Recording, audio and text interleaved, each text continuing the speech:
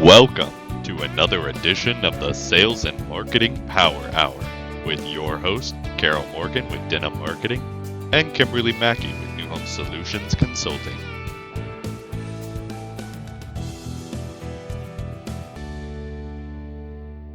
Kick this thing off as we have people coming in. So it looks like we got a good group today. Keep that chat fired up. So we don't stand on ceremony around here.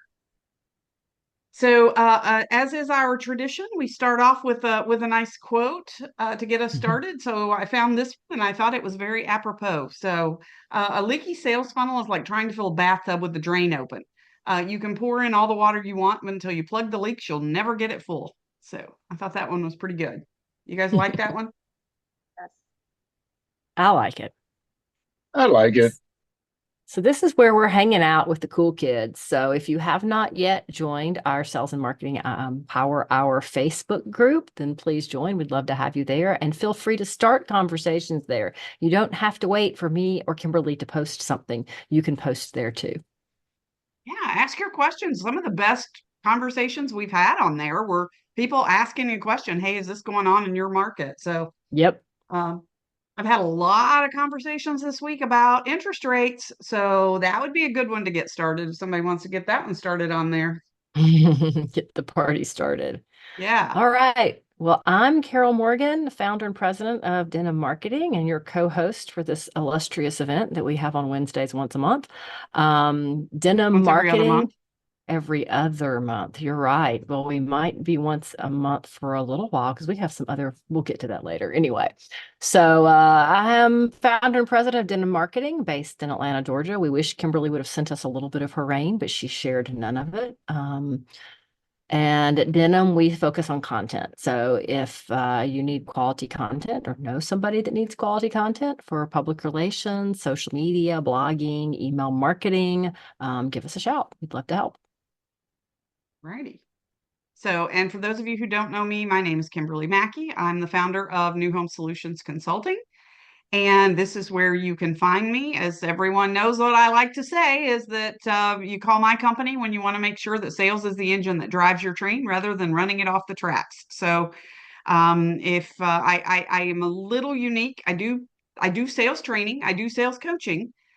But I also, my bread and butter is actually getting in there and helping you set up your systems, your processes, your procedures to make sure, again, that you're getting those consistent, profitable sales. So if you need help with the systems, you need help making sure that you've got all your KPIs in place, that you're measuring the right stuff, and most importantly, knowing what to do with those measurements, because just measuring them and then not doing anything with it doesn't do you any good, then absolutely give me a call. Let me know how I can help you with that. Spencer, we're going to kick it over to you. Introduce yourself, please, and welcome, first timer to the show. Yeah, thank you. I'm excited to be here. And yeah, Spencer Powell, I'm the CEO at Builder Funnel, and we are a marketing agency. We help remodelers and builders grow through strategic digital marketing. So we are a strategy first agency. Before we get to all the fun tactics, we like to kind of take a step back and look at what your goals are, what you're trying to accomplish, and then lay out the roadmap, and then we can get to work executing. So it's a little bit about us. Excellent. Well, welcome to the show. Kelly, kick it off. Yes, I'm Kelly Fink. I'm the general manager for Miles Brand, and we are a branding and advertising agency based out of Denver. I actually live in Atlanta, but Miles Brand's based out of Denver.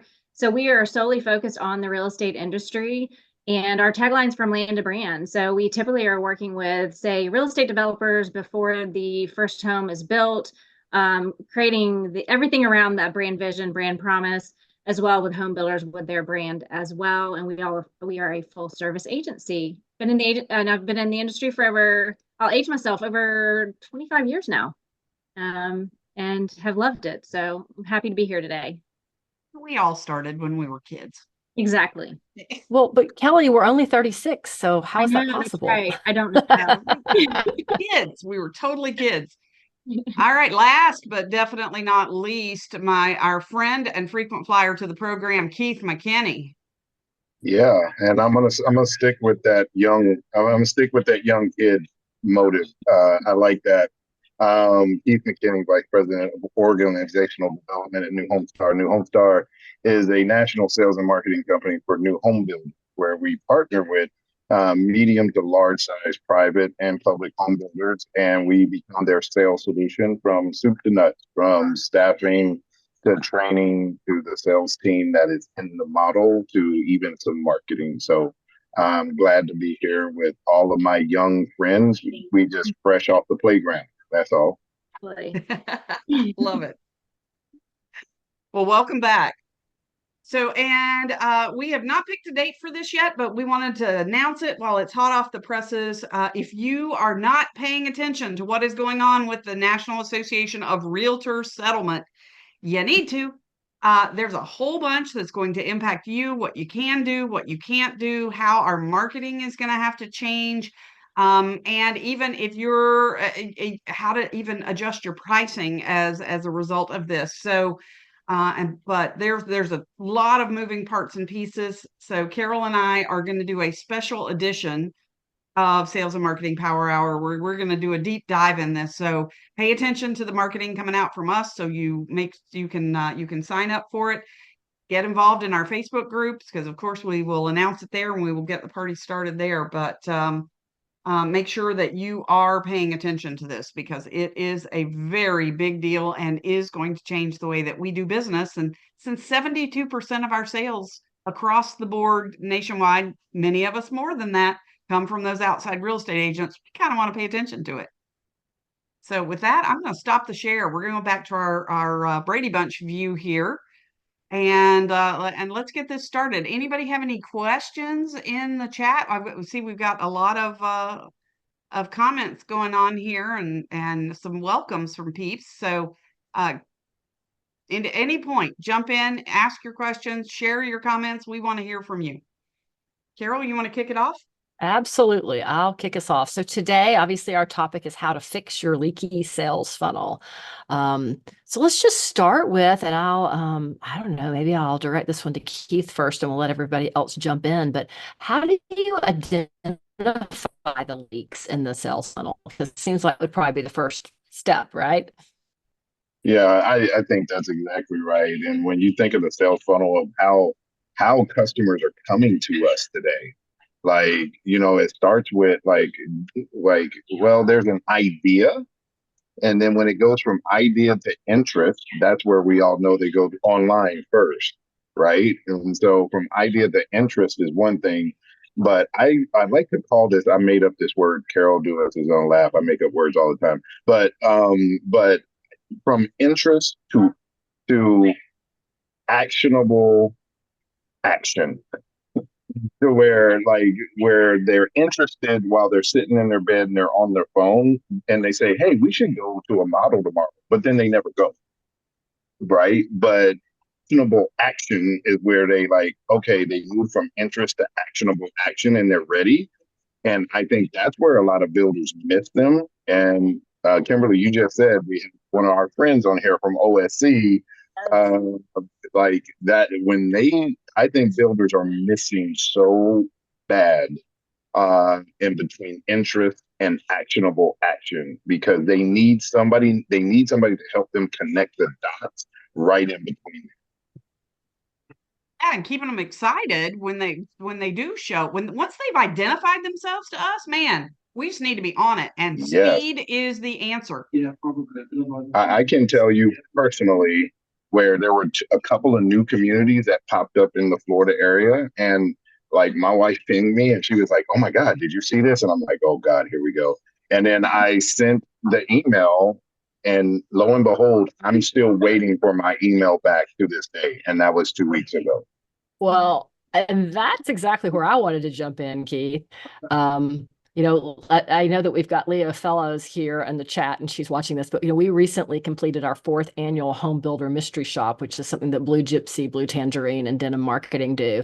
And the number of contact forms that are going unresponded to is shocking, or that ridiculous. It's taking. Yeah. It's so to ridiculous. me, the leaky sales funnel, it's leaking at the most obvious to fix point. I mean, Builders don't have autoresponders even. They don't have a drip campaign, and they sure as heck, I'll use that word instead of the ones I want to use, sure as heck don't have anyone following up with emails on a personal level. 50% or slightly more of them do, but this year's mystery shop, the results were worse than last year's. We're getting worse as an industry. Yeah, I feel like builders, like when it comes to leads coming in from the internet, have y'all seen that picture of like the 8 Spider-Mans and they're all pointing to each other saying like, who's gonna do it? Like, who's gonna do it? Like, I swear that's a builder office because a lead comes in and like marketing's looking at sales, sales is looking at the sales manager is looking at the builder, the salespeople are pointing like nobody knows. And because they don't have a good process for how they're going to handle those leads, they're just leaking away.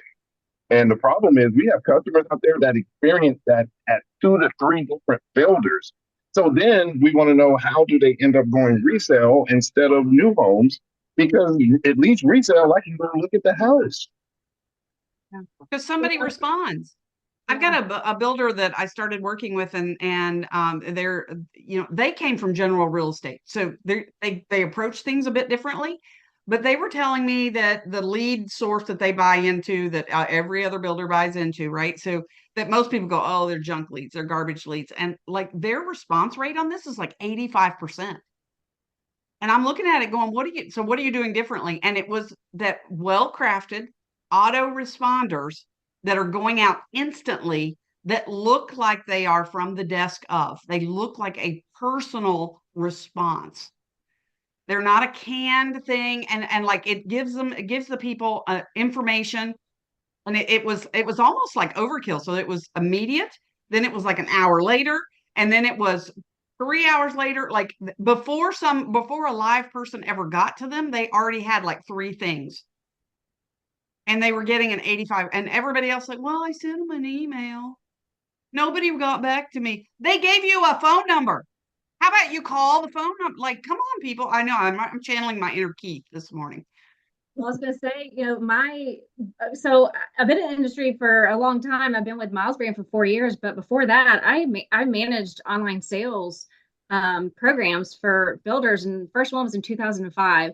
And it's interesting to see how much some of it just hasn't changed. I remember years ago, I did a study, like I did it myself. I just went and registered on a bunch of different websites, and I could not believe the response that I did not get. Right, which is exactly what Carol, like you said, the results they're not getting that much better, which is crazy to me. One thing I did want to mention when we're talking about online sales, but something that I also think is a big leak when it comes to online sales is like, once you do have somebody interested and they register online, and the online sales consultant has gone through everything and they're ready to schedule that appointment, they had this great conversation, then they hand it off and they don't have a strategic handoff. That's the next phase. So if you have online sales, you're doing a great job with that, responding to the leads and getting people interested. If you don't have a strategy and you hand it off, because it's kind of like, if an online sales consultant knows everything, they've talked to you and they've gone through your pain points, and then they're like, schedule an appointment, and they go on site and the on-site agent hasn't had time to read it, or they didn't follow up as far as like a confirmation call. And then the person gets there and they're like, so what are you looking for? What brings you today? Like, who wants that experience? That's a leak right there, that I think something that's very important as well. You've got to continue that process and have a very strong relationship between your online and on-site team. I completely agree. Taking up for our industry, I will say we're not the only industry that has this problem. Yeah. How many of you guys have, decided, you're sick and you're going to go to the Kroger little clinic. So you fill out their form on site and you tell them everything they need to know. Then you get there to their kiosk and you tell them the same damn things you just told them when you registered online. And then you go sit in a room and you tell the nurse the same things. Then the doctor comes in and you tell them the same thing again. And I wish I was kidding. I had this happen a couple of weeks ago. So it's not just us. It's epidemic. So how do we fix that? How do we fix that? I think that's handoff? where, CRM comes in, right? Because I mean, Keith, you were talking about the meme or whatever with the Spider-Mans all pointing, and maybe that is one of the big reasons why, right? Because as we kicked off the conversation, you're going, somebody fills out a contact us form. Why are we just not on this? That's like the best kind of lead you can get besides somebody walking into a model, but like that's almost at an appointment stage, almost, and so first question is just like, why aren't we all over this? But maybe it's confusion, right? Somebody thinks marketing or sales or somebody's picking it up. But if it goes right into a CRM, if you see that and you're like, did anyone respond to this? You just look in the CRM and somebody either did or they didn't. But obviously, I think you got to back it up further to more process. When a lead comes in through this channel, who responds? This channel, who responds? This channel, who responds? I think you just nail that. You're halfway home, because as you guys have cited the data, people aren't responding to forums. So if you do, you're already ahead of the game, which is kind of sad, but also like big opportunity for people that are willing to just respond or set up a simple auto response. One of the things that made me think about too, and I'd be curious to hear from the other panelists, but I think people get confused just around when we talk about leads, right? It's like, what is a lead? And how do we define that? And people talk about, well, I want high quality leads, or these are junk leads. And really, when I think about it, you get someone's contact info, phone number, email, name. That's a lead. Do we know if it's a junk lead or a high quality lead yet? No, but that's the point of responding to that person and trying to connect with them. And then once you connect with them, if they connect, now they're engaged. And then the goal is, let's get them into a model, let's book an appointment, let's pre-qualify. And so I think if we kind of think of it in that context, it starts helping break down the process. You can go lead, engaged, pre-qualify, get them in a model, and then people are usually good from there on. I say good, better, because that's like they're in the sales process. But I think there's just ambiguity further up the funnel. I think because we haven't taken the time to create our processes. Like you hear me talk about pipeline. The reason we need a pipeline is so we understand this is step 1, this is step 2. It's not really a linear process, but you have to lay it out in a linear fashion and understand that people are going to jump. But when you can, in your CRM, slide around in that pipeline and look at where all your leads are, all your A's are in one place, all your B's are in one place, all your C's, and your salespeople and your OSCs can slide those leads based on where they are in the process and how much engagement we're having with them. And it's mapped out. This becomes a no-brainer, because then even your salespeople, they go, oh, well, the next step is this. So let's go ahead and let's close for that. If we can't close for that sale, we can at least close there. The other point, Spencer, and I figured you'd chime in on this too. So is automation is your friend, people.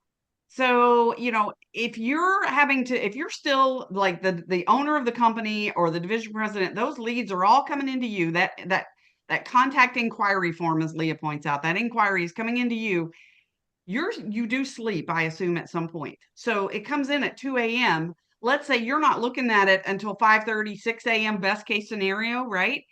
And then you got to email it to a salesperson who may not look at it until 9:30. We just lost half a day. And speed is king with this. You have got to respond. You got to respond right away. So set up that CRM, set up those inquiries to get from the website to go straight into the CRM and to go straight into a funnel that is then, or an automation that is then reaching out to them. So there is some form of engagement. I mean, come on, people, it's 2024. We can do this. We have the power. We can do this. Every one of us should be able to do this, right? Yeah. Yeah, and I could chime in on that, but Kelly, you were gonna fire in. Oh, I was just gonna say, you got to meet the prospects where they are in the funnel. That's the point of it, right? Just like you said, Kimberly, like where are they and how are you gonna respond to them? Because you're gonna have some people that inquire about your homes or communities and they're higher up in the funnel. So yeah, it may take them longer to purchase than maybe somebody that you got from a different type of source. But yeah, if you meet them where they are, and then nobody should give up on any lead. Like I don't like that when I used to hear, well, the leads we get aren't good. And then you go in and look into the CRM and they've sent one email. I mean, how do you know? You haven't gone through the steps. You haven't gone through a process that's proven. And Kelly, to that point, I always urge people to think about how you buy. I don't know about everyone here listening, but like there's plenty of times I filled out a contact form and then they email me back and I'm like, no, I just wanted to get this rolling. I'm not actually ready to talk right this second. And then they have to text me a few times and then finally I'm like, okay, yep, like I'll do this now. But it's the re-prompting to say like you started this project, Right. now you need to finish it, right? And it's funny because I think of myself as like a fairly high performing individual, but I still have those like keep reaching out, like get me going, like I'm gonna procrastinate on whatever that like to do is, and I think that happens across industry, but definitely with a big purchase, right? You're gonna go a little bit slower. And not to Yeah. swing back to what Carol's point was too on that. So when you do re-prompt and you reach out to them, reach out in multiple ways. So if they gave you a mobile phone number, then text them. And I saw Kurt ask us a question. So Kurt, I don't make those fields mandatory. So he asked me, he goes, do people give, or asked us on the chat, do people give their phone numbers? It's amazing what people will give you if you ask for it, but you don't make it mandatory. So you've got to have some fields that are mandatory, of course. I like for the contact us form to kind of look like the registration form, but I don't want it all in one place. I want to have a click here for more. And if you click here to tell us more about your project, it is amazing what people will tell you, and you will get those higher engaged. So to me, it's quality over quantity at that point, but just don't make it a required field. And so if you're fighting with marketing on that, you can now quote me on that. And there's my 2 cents. But people, when they're engaging with you and they're telling you information, that information, like Carol said, that needs to go somewhere. So the OSC needs to read it, needs to respond, and respond on a personal basis based on the information they gave you. And then when the OSC does the handoff, again, to Kelly's point, you got to have that process, and that it's like a be back. It is not a cold walk-in appointment. It's a be back at that point. They have already been there. They have already engaged. We already know so much about them. And on-site salespeople, if you're not taking those OSC appointments seriously, then call me because we need to talk. Those are the most qualified. Like the OSC is the best gift to an online or an on-site salesperson that has ever happened in this industry. I mean, CRM was fantastic and a huge help for us to not lose those B and C prospects. Yeah. But man, to have an OSC in your company, holy moly. Yeah. And I'm not just singing your praises. So Leah thinks I'm just singing her praises. I am. We love Leah Fellows at Blue Gypsy. So there's my plug. Call Leah. Well, we've all kind of touched on nurturing and moving them through the funnel. Let's talk more about some ways to keep our prospects engaged and interested through the buying process. One of the things that we do from a marketing perspective is if, you've got, let's just say they signed up on a VIP list on your website for a specific community, we can then take that email list and we can remarket to them. So, remarketing is one way to stay in front of them and try to, as if they're like Spencer and they're not really ready to buy yet, they just want information, when you can just keep dripping it so that they're seeing, the follow-up email campaign. Now they're seeing Facebook ads, they're seeing it on Google. If you're running OTT, maybe they're seeing it there. So that's one thing we do, but what else can we do to engage them and kind of pull them through the funnel and nurture them? The one thing before we go there, can I go back one? You want to go back? Okay. I just want to hit, before we move on beyond it, I do want to go to some high tech, high touch kind of things. So with the lead capture strategy, so some old school stuff, man, we can't forget this stuff. Your parade of homes, Spencer, you and I have a client, their parade of homes is absolutely crazy. They get a ton of leads, but if you're not originally, they weren't even like registering the leads. So if you're doing parade of homes and you're not registering leads, these people, yes, I know they're looky-loos. I get it. Looky-loos become buyers. They're looking for something. Register them so then Carol and Kelly and Spencer have these opportunities to do these outreach and these nurturing campaigns for you. Home shows, same thing. You got to register people. Create, and for our scatter site builders, signage has got to be right, and not even just scatter site. I'm working with a big builder in North Carolina, and the signage is wrong in a couple of their communities and wrong for a whole bunch of weird reasons. But signage is a priority. You need signage, you need directionals, but you also need QR codes on all that signage that goes to landing pages that tells people what the next step is and how to take it and how to register with you or to identify themselves to you so that you can help them. So if you're not using those QR codes, you're not making sure your signage is correct. You're not making sure your signage is visible and clean and pristine. Like some of these pictures and that I see of these signs out there, and they are run over by dump trucks. They are dirty. They don't have the things on them that they need to have on them. And they're just like, we're slapping sticker after sticker after, come on, people, we can do better than that. Like, and this is the basic stuff. So this is that high touch stuff that allows Right. you to have the high tech. Okay, Well, now we can move on. yeah. I'm sorry. Okay, we can move on. Yes, I say you went back to, they're not even in the funnel yet. It's They're not again even there leaking yet. I before just you want to get move on to when there. they're in the funnel without saying Yeah, I'll that. wait till Can we're you in the tell I'm passionate about this? Yes. Well, Maybe a so little I'm bit. sorry. I am going to jump in real quick because I don't want to forget. Like you were talking about landing pages. I'm sorry, Annette. But like for landing pages, one of those things, like if you look at like how many people are converting when they just go to your regular website. So if it's 2 to 3% or whatever, but a landing page, it could be 10, 20, 30% much higher. And the landing pages are so important because whatever messaging you're sending out, when they click on and get to that landing page better be very relevant to what you're saying they're coming to that landing page for. Because a lot of times you go and it's like, this is not what I wanted, and that's where you lose people. And have the call to action for a downloadable guide or something like that to be able to really capture those people at a higher level. So I think the landing page strategy is so important as well. You've got to know what you're doing with landing pages for them to be Yeah, successful. and you're right. Keep them current. And you know what? QR codes are easy to generate. Like you can generate a QR code for everything. So like this is super easy stuff. This is basic marketing, right? Yeah, and I'm glad you went back because before we go forward, sorry, Carol, I know you're trying to pull us forward here. I think one thing that's helped me, and I would urge you to think about, is you got all those marketing channels out there, and you're getting, people seeing your sign, they're walking into Parade of Homes or whatever it is, some of the things that you were mentioning, Kimberly. But at that point, it's just impressions, and really the first goal is like some form of conversion. So getting, even if it's just a name and an email, and we're like, oh, it's a junk lead, but like that's a name and an email. That's not an eyeball of an anonymous person that drove by.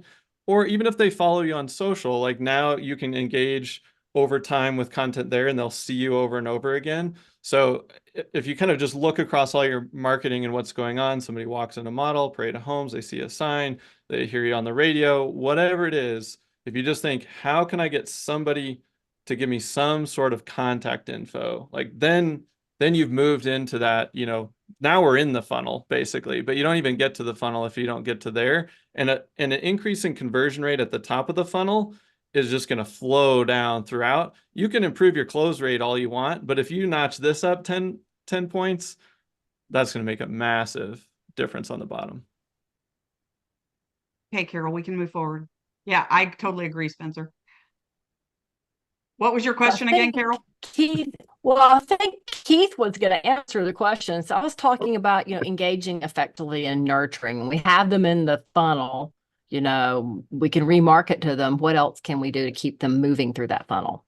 Yeah, the funny thing is it all comes from back to now. It all still flows. If we think of the psychology of the consumer, particularly the new home consumer, they are information hogs. Like most people don't get their news now from Instagram and TikTok, which is dangerous within itself. But like how they come about and make their actionable decisions is different now than it used to be. And so with them wanting information, Carol, you engage them when you have a drip campaign, and this goes to Kelly's point. I have been, Kimberly, you and I both know this. I have been to a builder's website and their landing page doesn't have a picture of one house. People are looking for houses, and on their landing page, there's not a picture of a house anywhere. There's a picture of hills and mountains and all this other stuff and lifestyle pictures, and not one picture of a house. And so the funny thing you mentioned is Spencer on it, and I think Kurt, you had the question of how do you get their phone number? The one thing most people guard to their vets today because they don't want to be bothered with spam so much is their phone number. But people will willingly give you their phone number if you earn it. And if you have a really good landing page, you will earn it. If you have a really good community site that they go to, you will earn it. And so when you actually do get a buyer that has their phone number, like it's a legit, like they are one step beyond just the person that gave you the email. And so in terms of engagement, whenever you reach out to them, you have to give them another piece of information. And it can't be, oh, hey, just check it in. Glad it let me know. No, you have to be delivering new. Hey, we just put curbs in. Hey, the street just went in. Hey, we just put in a sewer. I know that sounds like construction terms to us, but sometimes we declassify the idea that our customer would want to know that information. And if we continue to give them things that we're excited about and we share it with them, then their excitement level goes up too. And then that becomes another tool in our toolbox to get them to be actionable. And it helps engagement all along. So if you think of little kids, like you give a little kid a dump truck or a piece of like construction equipment toy, how excited do they get about it? If you are taking pictures of dirt moving equipment and dump trucks and all of these, that's exciting to people. Like that takes them back to that childhood when they were playing in the sandbox with those toys, so people get excited, particularly if they've been waiting on this new community. They're excited about this community. It's in the right location for them. And this is stuff we take for granted. 100%, Keith, 100%. I was going to say that when you were talking about maybe what we don't really think, because we're in the industry, right? So maybe somebody's thinking, well, they don't really want to know all these things. Yes, they do. Like we do a lot of marketing for master plan communities. So every single month we're sending nurture e-blasts, and it can be about anything about the amenities, like what's going on with amenities right now, new home collections, a new builder may be coming into the community, all of those things. So I think about if you're not nurturing those just to even e-blast along with the personalized follow-up from an OCS or on-site agent, is they're going to forget about you and they're going to think that you forgot about them, right? You just disappeared from the whole process. So it's so important to, just to continue nurturing them. And like you said, we have a lot that they do events or concerts, like if they're having something at the community, inviting those, potential home buyers to come to those events and meet people that live there. And all of those things are just incredibly helpful to move them through the funnel. Yeah, it's kind of interesting too, because I think about like the nurturing process is just like, how can I add value to these people that have expressed some level of interest? And value can be progress updates like you guys are talking about, like it's dump trucks, it's dirt moving, it's events, it's whatever's going on. But then a lot of it is just information about the buying process, what happens after I move in, a lot of those like typical FAQs, that a salesperson will get. If you can just bake that into your content, you start adding a lot of value to that person and they're moving through. And so I think it's either like progress or information that helps them make that buying decision. But I heard something several years ago that was really helpful. And it kind of speaks to what you guys were saying, like everyone here is in the industry, so it feels silly to share like that we're moving, dirt right now. But your normal knowledge is someone else's expert knowledge. So you've been doing it all this time. And so it just feels normal, and it almost feels weird to like share it because you're like, this is just a regular thing happening on a regular Wednesday. But to somebody else that's maybe going to buy a couple of houses in their lifetime, a few, maybe one, they don't know all the steps. And so when you just share a very basic step, it actually comes across as super valuable. So I'd say don't be afraid to share the quote unquote like normal day-to-day stuff, because it is interesting, expert to a buyer. And like Kelly said, if you're not reaching out to them, they think you forgot about them, and they are definitely going to forget about you. Kelly, I'm going to use that. I'll give you credit for a while and then I'll just steal it because that was really good. No, it's really good, and this goes down to the sales associate level as well. They have to play their part. I know we just talked about OSC and we talked about the CRM, but I mean, don't get me wrong, salespeople, you're not off the hook. Like they have to do their part. I have a guy. I'm in Orlando, and there is a salesman for the Orlando Magic, Jack Lemsky. He stalked me on LinkedIn, so he's probably on the call. Hey, Jack. But he is a salesperson for them, and he has been calling me and my son and look, Jack, sorry if you don't hear. Orlando for a while was horrible. Like nobody wanted to go watch the Orlando Magic. But every year he kept calling me. He kept calling me. Anytime they made a player move, anytime they had a trade, anytime they got a little bit better. And then last year they did really well. And I mean, I was his first call this year, even though his pipeline was probably even more full of people who were interested in going. I'm the guy who doesn't answer his calls a lot of times and everything. He's still calling me.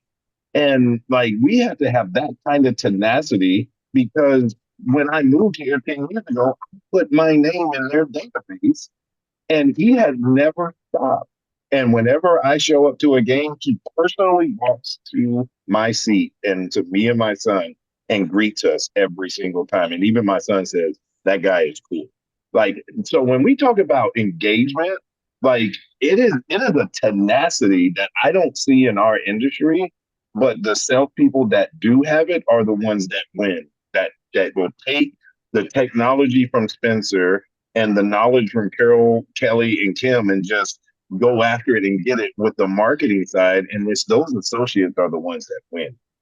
Keith, I got a Nuggets guy that does the same thing to me. So,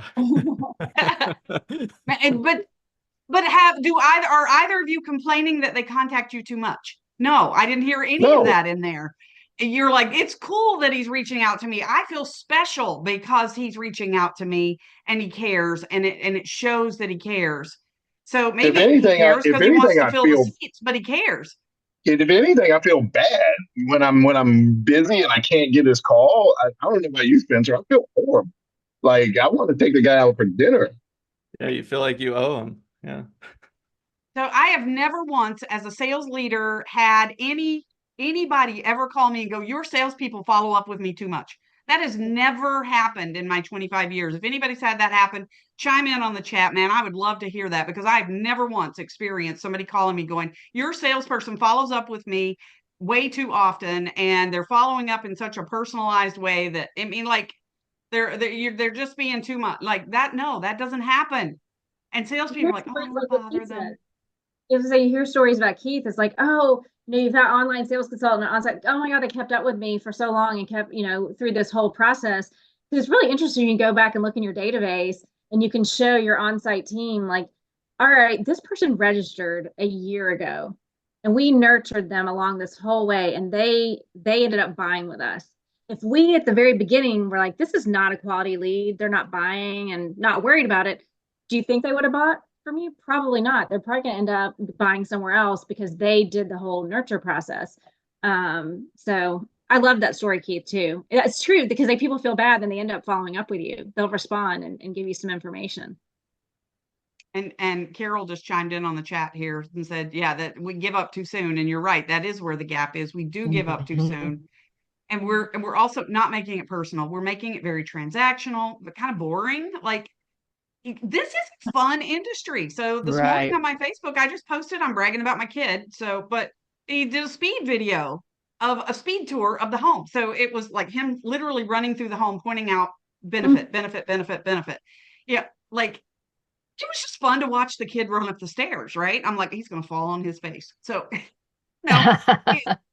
do something, like just do something different, have some energy, have some, and if you're going to send videos, like then hold up a piece of paper with, hi, Mr. and Mrs. Prospect, not actually Mr. and Mrs. Prospect, fill in their actual name, but hold that up so they see. It's like, do a bomb that says, this is who you're talking. They will click on it because they see their name. And you can do a quick 2-minute. Hey, I got your email and I was just so excited to get your email that I had to respond with a video because I want you to see who I am and that I'd love to meet with you. I realize you're early in your journey, but I'm here to help you. And if my community and what I have is not the right thing for you, then we'll figure that out. And I'll be happy to refer you and help you to get to your dream. Uh, How easy is that, right? Like, yeah, come oh my on. God. Kimberly, I have to give Mhm. credit to Chris Hartley, our friend Chris Hartley. He taught me this, I think, a couple of years ago. And he was the one that started me. When you want to engage a customer, the small 30-second clips you could shoot on your phone, and just introducing yourself, and I use it to tell my friends and family happy birthday. I use it all the time instead of just calling or a text. The same energy our sales team is, oh well, I sent them an email. That same energy could have went into a 30-second video clip that they send to engage a prospect. And guess what? If they get a text message with the video that pops up, guess what? They're going to watch Play it. it. They're gonna They're watch going to play it. And then they'll probably Mhm. around some people and they're going to say, man, how cool is this guy? Like, wow. Like, nobody's doing that. And that's the kind of tenacity of engagement that I'm talking about.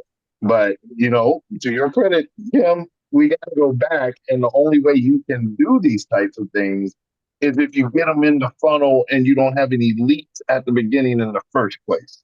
And so, but once we get on there, then having the tenacity to engage them is key as well.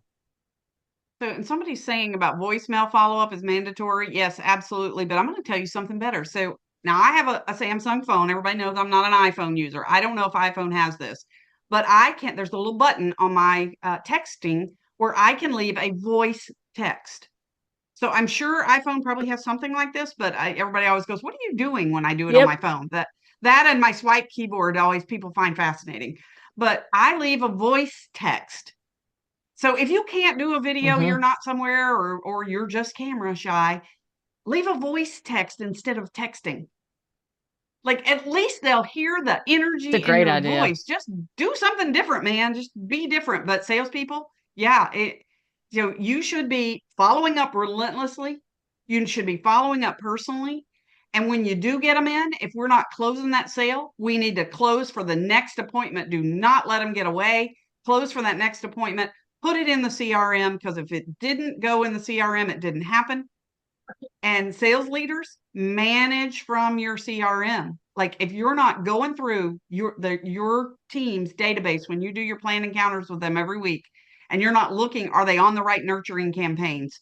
Do we have them set up properly? Are they getting the right text messages from the nurturing side? Like, I go through these every single week when I do my coaching calls with people, and there's many times where we catch somebody's in the wrong, they were wrongly classified. We classified them as an A instead of a B, or a B instead of an A, and they're getting the wrong messages that aren't really relevant to them. Like, your technology is only as good as your management of it. Yeah, I love the voice text. And I guess I would also just say the camera shy thing, I get it. I was probably one of the most shy people in high school. I was like deathly afraid to do presentations. It goes away quickly if you just get reps. And I would say also, are you shy of meeting someone in a model? And if not, like video is basically the same. You're still in person in front of a person. Right. But I would say just shoot like 20 of them and delete them all, and you'll get more comfortable. So I would just urge you to do the video piece regardless, even though it feels weird, but you'll stand out. If you do Yeah. Zooms, surely you've got used to Kimberly, seeing yourself on Zooms now, right? Yes. so say, Yeah, can we move on and to talk about technology and tools? yes, we should. We should. Okay. So I'm gonna ask Spencer to start, but just talk about, what are some of the, best tools and automation systems out there to keep the funnel moving? What is your top tip? And then we'll just go through and let everybody chime in. Cool. Yeah, we use HubSpot for our own agency, but then all of our clients as well. There's a number of tools out there. We really like that one. I like it because it's kind of an all-in-one. Somebody can come in, they fill out a form, and then we have all this data on all the pages that they viewed leading up to that form. And then from that point, you can go simple to super complex. If they filled out the contact us form, you can just have that immediate response that says, thanks for filling out the form. Here's a little bit of information. Hey, I'll be reaching out to you shortly. And that, I agree. I think it was Kimberly, but probably almost everyone here said like the personal style email is my favorite. I don't like the design heavy stuff. I want it to look like it came from a real person. They hit reply, it goes right to that person. Super simple. And that can happen immediately. And then I think as you think about like complexity and scale, I just think about context. So Kelly was mentioning landing pages, right? If somebody's like at a job site, they scan a QR code, it goes to a landing page, that's probably for a specific community. Let's design a little chain of emails that's specific to that community, and it can just introduce them to amenities, updates, and you can update those emails as progress is happening, or you can make them a little more evergreen if you don't want to be updating them all the time. And so the more context, the better. If they visit a certain page on a website, you can trigger an alert that can go to a salesperson that says, hey, you should call this person. They're looking at individual, listings or anything like that. So I'll stop there and I'll let That might be a little Kelly and creepy. Keith Could jump be a little in, creepy but if you called them right then. Well, but you don't call them and go, hey, I see that you were on the website. No. You call them and you say, I was just thinking about you and I realized we haven't touched base in a while. And they go, what's funny? I was just on your website. And you're it's like, a you good were? coincidence. Yeah. It's not a coincidence. Oh. Yeah. That's So it's funny. all in how you present it. Well, I was thinking about with the CRM, whatever CRM you use, you need to be using a CRM, which we talked about earlier. I met somebody at a conference recently, and it was a fairly big private home builder, and they didn't have a CRM program. I mean, a CRM at all. And so I was talking about the things that it could do, and that's when I realized that I knew a lot about CRMs, and what they can do. And they're like, yeah, we're trying to get this set up, but like in a CRM, whether you use HubSpot, we use HubSpot internally, but I'm very familiar with Lasso. I use Lasso for years. Is getting it set up the way you need it to get set up, right? And training your team to use it, not be afraid of it. A lot of people don't like technology, especially on-site agents. They want to be face-to-face, and they've got to learn how to do all of that. But like you said, y'all were talking about being able to see people on the website. I mean, another thing is while you're nurturing, when you see people are not just opening the emails, but then you can really dig down and see who's clicking on it. That's what I used to always tell our on-site agents and online sales, like, hey, here's our e-blast report. These are the people that actually opened it. These are the people that clicked on it. What you need to do is you need to figure out how to do some sort of follow-up. Like you said, Kimberly, like, I was just thinking about you. I realized we haven't talked in a while, and you're hitting them at that perfect time. And, you think people would realize that we know that they opened it, but a lot of people aren't thinking that way. It's just perfect timing, right? So I think it's so valuable. You need to look at, utilize everything that you have in your CRM with your team. All right, so I'm gonna talk about the elephant in the room. I'm just gonna pull out the elephant at the circus right now. Listen, we're talking about when you hear Kelly talk about the CRM and making sure your agents are doing what they need to do in the CRM, and Spencer's talking about the technology and why it brings all of it together. Like, y'all have to understand how that sounds to a salesperson. It sounds like you're going to be all in my business, and I just want to show up and have you get out the way and let me do my job. And that is the way this business has thought for years and years and years. And so why do we continue to have this conversation about people using something that's going to make them money? Is because there is that psychological barrier that we got to get past for new home salespeople to use a CRM, because they don't want the accountability of measurement of, and Kimberly's heard me say this, winners like to win. And when you start keeping score, you start to see where you're not winning. And so if you can put the CRM in place, but you have to make sure that you train the sales team on how this is for them and it's not to them. So that way they understand that, hey, I'm not going to use this to bop you over the head. However, I'm going to use this to make you more successful. But without that conversation, salespeople will continue to look at this. And I think this goes back to why those leads come in from the internet and they never make it to the CRM, because somebody has made the decision that they don't want it in there, because then they're going to be held accountable. So It's going to I affect just their had, conversion rate. Yep. it's going to Yeah. affect their conversion rate, and then my job is in jeopardy. And listen, when I started in this business, 20, whatever number that is, we're not saying that number. Yeah. We're not, 2 years ago. Thank you, Spencer. Like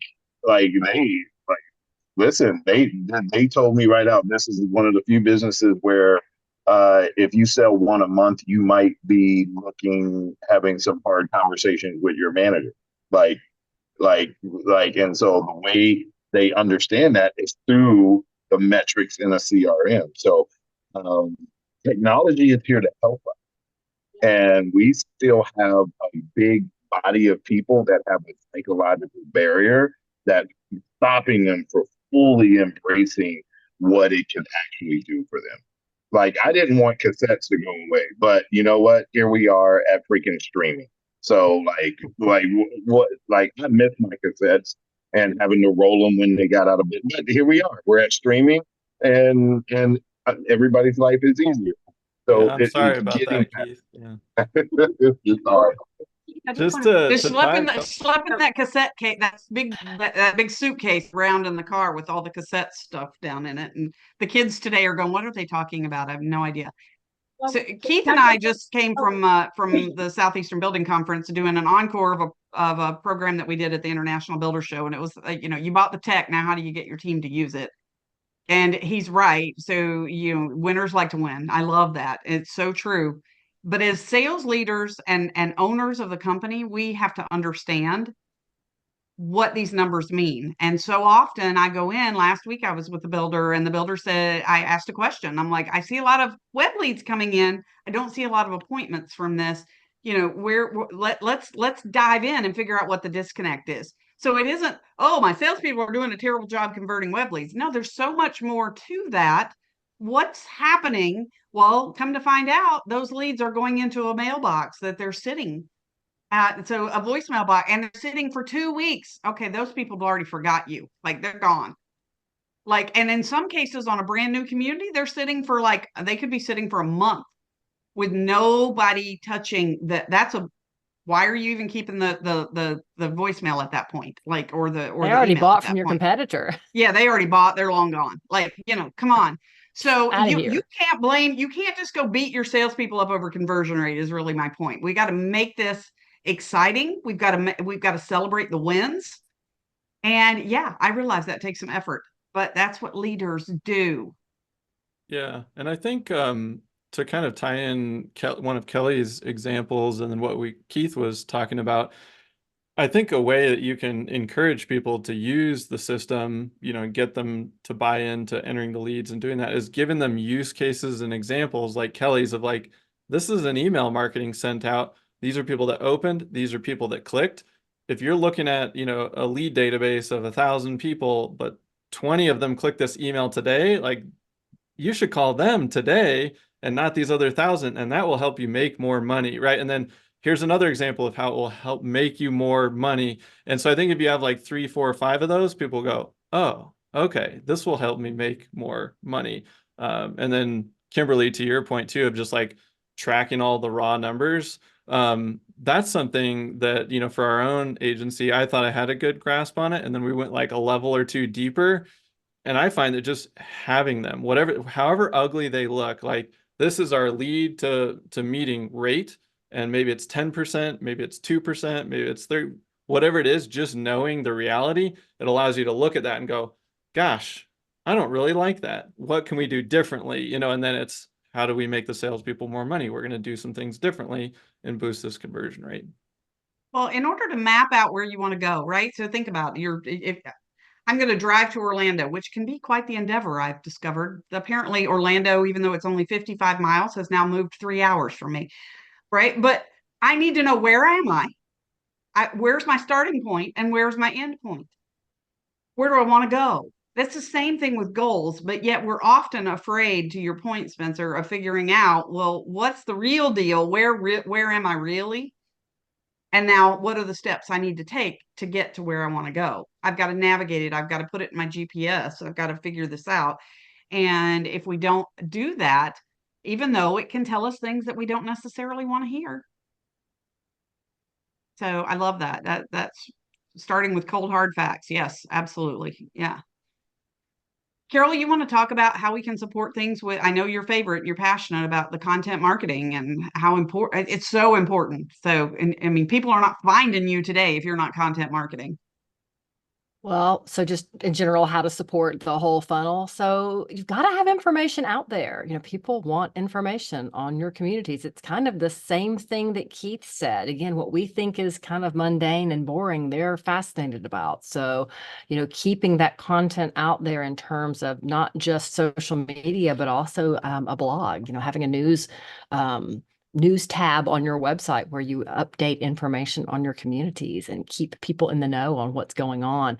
It contributes greatly to them staying in the loop and finding out what's going on, and and keeps them interested, because otherwise, you're just kind of another talking head out there. I guess I still remain amazed at the number of campaigns that are run by builders that are really just pretty pictures of different elements of houses, but nothing really concrete about the lifestyle or that community or what's going on in that community. And I think that's fantastic for those of us who get it and can implement that for our clients, because it really does help people to see the information that they want and to stay interested and involved.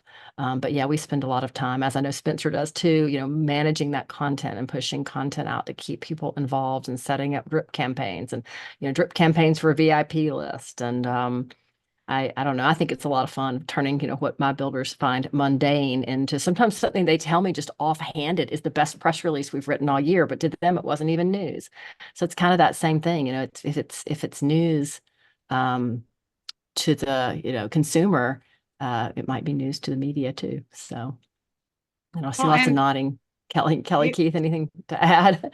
Yes, yeah, absolutely agree. Because I've always been a strong, you know, supporter of having just ongoing content. I'm surprised a lot of times when you go to like either a home builder or even a community, and you go and you go to their blog and you look and they haven't written a blog in 8 months, or maybe for a while they did one all the time and then it disappears. Like, you've got to be consistent so people can count on you. Yeah. And then the content, you have the blog, but you can do social media, you can do e-blasts. There's so many things around individual follow-up. Hey, I don't know if you saw this about this, this blog we wrote about such and such, whatever. It's just so important. I'm surprised how many people don't invest in that. well, It's and as we Right. go Or to don't use AI, it if they have it. Yeah. as Here's AI becomes more and more prevalent, if you don't have this on your web, like, forget search engine optimization, because when you have AI right. optimization, like, that's going to be a whole different level. So start Well, now, and yeah. don't just focus on your home or your community. Like, focus on the community at large. Focus on, people start looking, oh, I'm going to move to Minneapolis. All right, well, what's in Minneapolis, right? Like, what else is there?